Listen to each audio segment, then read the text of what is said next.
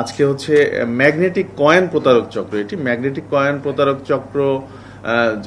এখানে হচ্ছে বা ম্যাগনেটিক কয়েনের প্রলোভন দেখিয়ে আমাদের যে ভিকটিমের বেশ কিছু টাকা এবং চেক এখানে ইয়ে করে নেয়, আর তারা হচ্ছে তার কাছ থেকে ভুলিয়ে নিয়ে নেয়। তো যাই হোক, আমি আসল ঘটনায় যাই।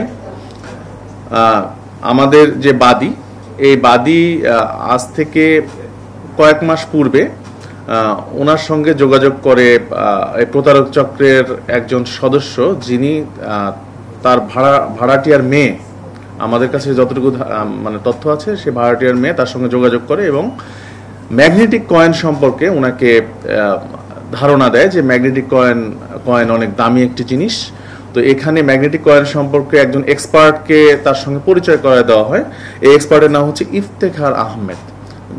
ইফতেখার আহমেদ তখন ম্যাগনেটিক কয়েনের বাজার দর কিংবা ম্যাগনেটিক কয়েন যে অনেক দামি, এটা জাপান, ইউএসএতে এটির অনেক দাম, এই বিষয় নিয়ে ডিটেল আলোচনা করে বাদীর সঙ্গে। পরবর্তীতে বাদী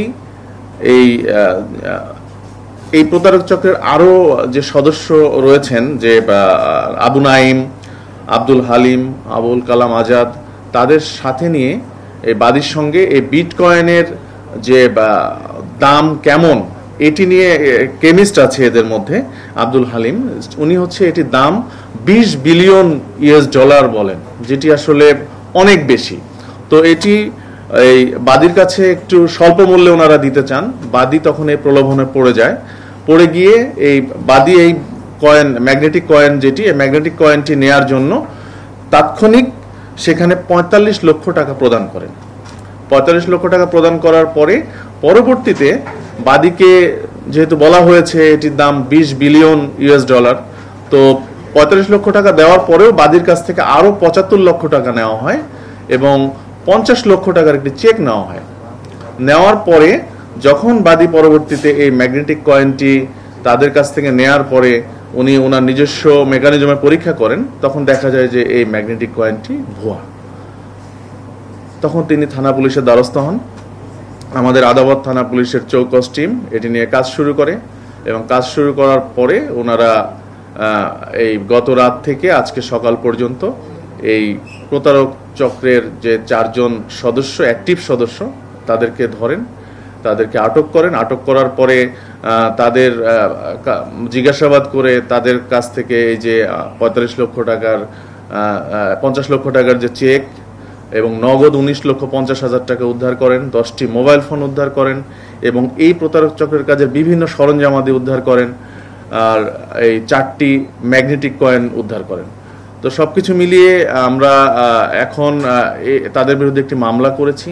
এখন একটু পরে তাদেরকে বিজ্ঞ আদালতে আমরা প্রেরণ করব এবং তাদেরকে জিজ্ঞাসাবাদে তাদের নামে আমরা তাদের পিসিপিআরে আরো বেশ কয়েকটি মামলা পেয়েছি এবং জিজ্ঞাসাবাদে আরো অনেক তথ্য পাচ্ছি যে তারা এরকম কর্মকাণ্ড আরো অনেক জায়গায় এর আগেও ঘটিয়েছে। তো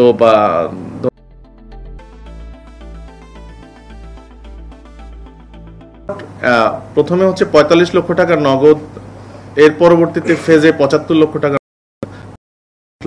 চেক। আচ্ছা, ভুক্তভোগী হচ্ছে মিজানুর রহমান।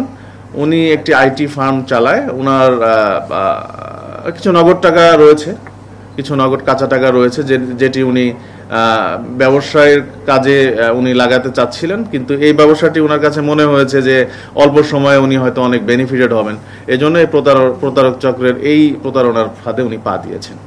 আসলে আপনারা জেনে থাকবেন, প্রতারক চক্রের যে এই যে সারা দেশে কিন্তু ছোটখাটো প্রতারণার কাজ ওনারা করে থাকেন, এটা মানুষকে কিন্তু হিপনোটাইজ করে ফেলে তাৎক্ষণিক।